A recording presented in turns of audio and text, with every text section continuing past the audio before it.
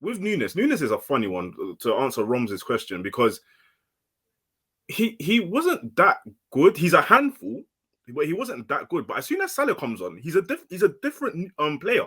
His link up with Salah is brilliant, and it's kind of like when Salah is not there, he's all right. When Salah is there, he's brilliant. So I don't know with Nunez. For me, the front three has to be Nunez, Diaz, and Salah, but he's confusing. He's confusing. Yeah. But don't you think that's more of a Salah thing, though, as opposed to it being a Nunez thing? Because Salah is obviously Salah. So when you've got that kind of player, we don't have any other player of that level in our attack. So when you've got a world-class talent, he can kind of make really anybody, to be honest, look good. Even someone like Nunez, who I don't think is that good. Do you know what I mean? So I feel like it's more him than it is a Salah because, yeah. No, it ain't that. 100% it ain't that. What else could it be then? There is no other real answer because, as he just said, when Salah's not there, he doesn't even look good. But when Salah is there, he makes everybody look good. So what is it? Yeah, but so for example, right, we've watched football long enough our entire lives. There's certain players that will naturally gravitate towards certain players that will make them better. For example, Dwight York and Andy Cole. When them two weren't together, they were good, but they were nowhere near the level as when they were playing together. They were still great players. So when you look at Nunez and Salah, they work well with each other because they complement each other. That's just football. Nunez, he's young. He's still trying to find his feet. He's still trying to understand English. You can tell there's a player there. It's not because Salah's making him better. Salah, don't get me wrong, Salah could make anyone look better. But when you look at Nunez, he's got the raw skills and the raw abilities to become a real top-class player. He's just not found his feet yet. That's the difference.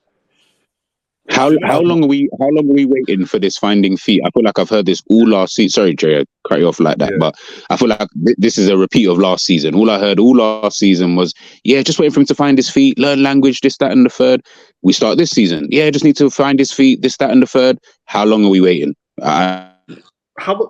Look, this is the problem with fans these days, is they automatically think they're going to buy the finished article. He's not Haaland. We can't compare him to the likes of Haaland, who's come and hit the ground running because they're different players. Nunez has come from South America. He's gone to Portugal.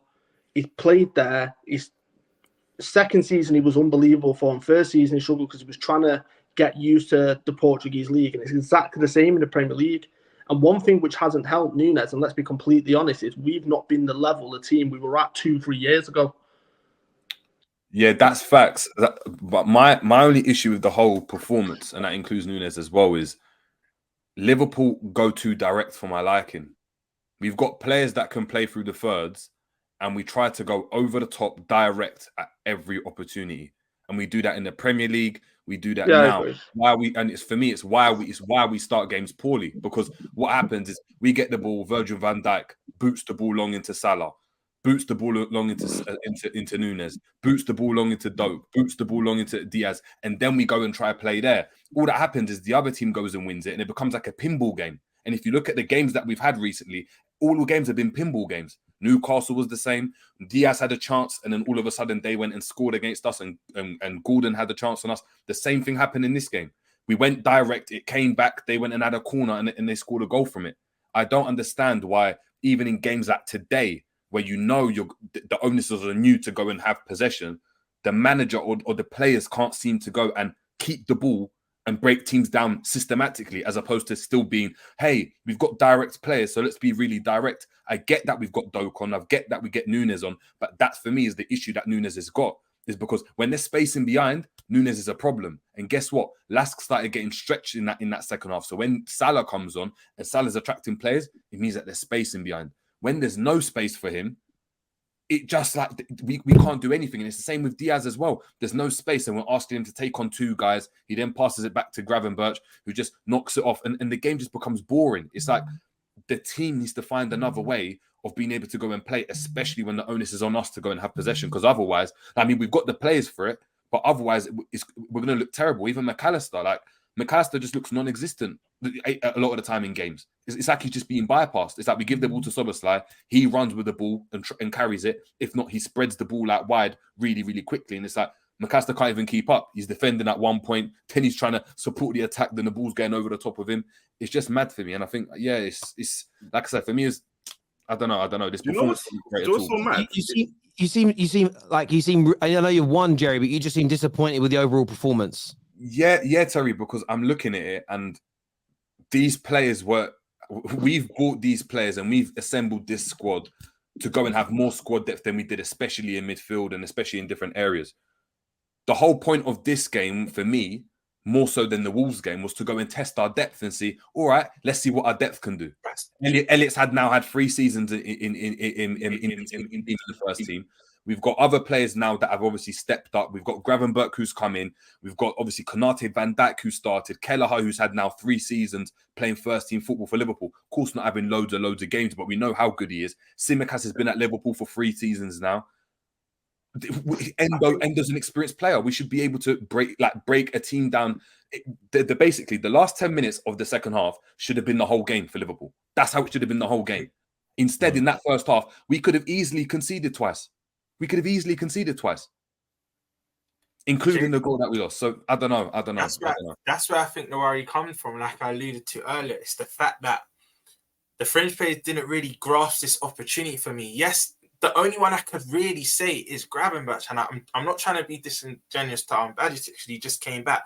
But your Tsimikas, who played alongside Dijk as well. Obviously, Konate just come back from a little layoff as well. Diaz, I think, could have did a bit more. Yes, he's elusive. Yes, he's a live wire. We know what we're going to get with him. But I think when I look at our front three, for me, I thought he should have took the game by the scruff of his neck. And it wasn't only really until the start of the second half that he did that. But I think that's the main worry for us Liverpool fans this game. We felt like the fringe play should have did a bit more. I knew we would win this game. There wasn't one moment in this game where I thought, we're going to draw this. I knew we would win this game. But yeah. I think you're spot on, JJ. I get where you're coming from as well, JJ, in the sense of it's this conceding first thing. I still think you're good enough to win. Look, you're good enough to win the Europa League. You're good enough to make it into the top 4. But conceding first in games, you're never winning the Premier League. And I think that for me, and I know there was a comment that came in a minute ago that made me laugh about you. It says Jerry wants to win every game 10-0. I don't think it's that. I think Jerry's assessing games based on, I want us to get back to the level to be able to win the Premier League, or am I misinterpreting you? No, 100%. That's the level we want to obviously aspire to. I'm not saying I predicted Liverpool to win 4-2, but in terms of the performance, no one can sit here and tell me that the performance was great. I took into account, it's going to be a mismatched backline. It's going to be a different midfield. We've conceded every single game bar Aston Villa this season. So, hey, we're going to concede. I mean, like on paper, it does look like if you're a betting man. But to go and see how the game that first half panned out, like even Klopp was scratching his head. Klopp was shaking his head in that first half. So is Klopp wrong as well? Is Klopp happy with that performance? I doubt it. It took our best players to go and come into the field and just see the game out, which which Klopp wouldn't want. Klopp would have loved to go and rest Szoboszlai and bring Salah on for the last 5 minutes and be like, wow, do you know what I mean? We've done this without this team. It means this second team that we've got, these fringe players, can actually elevate our team and give the likes of Salah and stuff a break, which means that we can focus on the Premier League. Now we know at the Europa League, if that's the first test, how's Toulouse, how's Union Saint USG going to be? Do you know what I mean? Are they going to be tougher tests when we go deeper into the competition? Are we going to have to go and play our big names now? And we all started this season thinking this is the competition to rotate. So, I think you're not wrong. 100%, you're not wrong. Sorry to cut you off. You're not wrong in terms of the level of performance. It's just the way I looked at it was I knew it was going to be sloppy, especially in the first half, purely based on the fact that you've got a back line that hasn't played with each other. Bajcetic is the first time playing in the inverted role. So there was always going to be question marks there in terms of how he's going to handle it and how he's going to adapt to the game. The midfield's never played with each other. Gravenberch's first start. So I always knew that was going to be difficult in terms of the thing that let us down was our ball control and our decision making. Sorry, Athens just scored a ridiculously good diving header from the edge of the 18-yard box. Sorry, I thought my mic was on mute. Oh, wow. What I mean... Terry, that was a mad noise that you made. That was like Gary, when Gary Neville did that. Ooh. The only thing that's really going through my head right now is Man United are worse than fucking Athens. That's all I can think. I was watching it again. Was it even outside the box? It was in the box. Look at this. Bang. Oh. Anyway, sorry, back to you, Stro. No, I was just saying, like, the reality of the situation is it was going to be sloppy, especially when you look at that midfield. You got Elliott, you got Gravenberch for his first start. He didn't play much for Bayern Munich at all. And then you've got Endo, and there's still question marks in terms of, is he up to the physicality? Is he up to the pace? The thing that let us down was our decision making and our actual on the ball play. Too many sloppy passes, too many times poor decision making, giving the ball away. But you expect that from a team that haven't played with each other. So I agree the performance wasn't great. I just feel like we're being way too negative. Do you know what it is? I think both things can be. Sorry, Terry, I will be quick. Both things can be right at the same time. I do agree it wasn't a great performance, but then I agree with Stro that it is the first time playing with each other in different compartments. My thing is that what with the first team, I'm completely fine with the first team. The first 11 that we have is brilliant, and I think we can push on to do great things this season. My only worry is that I need our fringe players, our squad depth players to cling together as well, because it might be a thing where we play a Europa League game and then one of these teams have like a bookie 1-0, 2-0 start, and we're not at the races. We're just not at the races. And sometimes Klopp does this where he leaves the main players at home because he's having a rest for like a big game in the week on a Saturday or on a Sunday, and we somehow we lose. I actually do want to win this competition. That's my only worry with the squad depth. I hear you guys on that. There's a comment here. I don't know where Jerry ended up disappearing, but it said that he doesn't agree at all. We play very slow out the back and always go through the middle. So here, Jamie Phillips is completely disagreeing with Jerry's take that you guys are direct. Do you know what? It's so funny because I went on Husam's halftime space and somebody actually said the complete opposite to what Jerry was saying. So I was thinking, this is interesting that Jerry said that, because the guy that spoke believes that we play a bit too possessive, that we're not direct at all, and that we're not quick enough with the ball. So it was interesting hearing his take and then Jerry's take. Yeah, when Jerry's not here to answer. So go on, Brad. The thing with this performance, I'm not going to get too down in the dumps about it. Yeah, it wasn't great, but the most important thing is more players got minutes in their legs. Hopefully, the performance has improved with the more time they get on the pitch. Hopefully, some relationships develop between players who haven't played together, because there will be times, especially when we get injuries, where you may have your 9 of your first 11, but 2 players may need to come in because we get a couple of injuries here or there, something like that. So it wasn't great, but they get minutes in their legs. They get to play some competitive football. Look, it's a weird one, right? Because we've been used to playing Champions League football for the last 6-7 seasons. And I said to KJ earlier on today, when he sent me the link, he was like, "Are you free for the match reaction?" I was like, "Europa League? Do I have to be?" It's my channel, and I hate doing Europa League, even when it's Man United. It's just yeah. So none of us are like super up for it, because we want to be playing on Tuesday and Wednesday.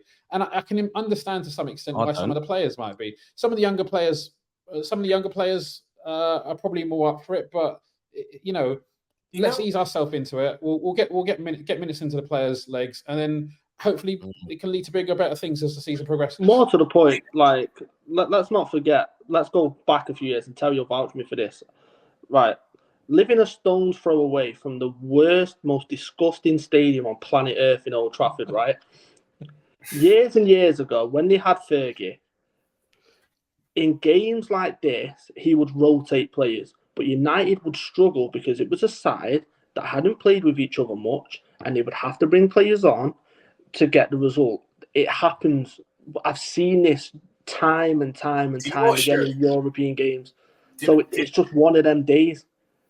Do you know what? I actually think for our next 5 group games, this will be the same story. I just think we're going to start off sluggish every It wouldn't game. surprise And just me. end up winning. 1000%. Well, Yeah, I the think we'll go the 6 year, for 6 that Jose Mourinho won the Europa League with Man United, and even the years where we got to the semis and the finals with Oli, the group stages weren't plain sailing. There was scrappy games, difficult matches. Typically, what happens is you get to listen. I understand what Jerry was saying. I understand what his standards are.